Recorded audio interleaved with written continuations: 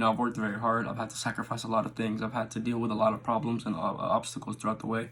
But I think the biggest solution to that is just understanding the time management that you had and understanding the legacy that you want to create. Because a lot of students don't think that they're up to the challenge because they know that the pace that they take is so fast, not just the curriculum, but also the fact that they will have to make decisions quicker, they'll have to understand their life quicker, and they'll have to understand what they want to do for a living and for their future in a quicker time span.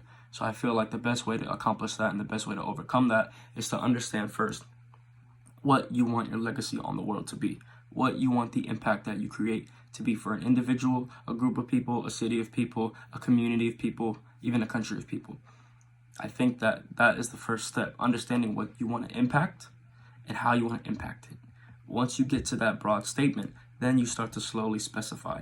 And another thing is, the only person that can make that decision, that can understand the impact, the true legacy that you want to create in the world, is yourself.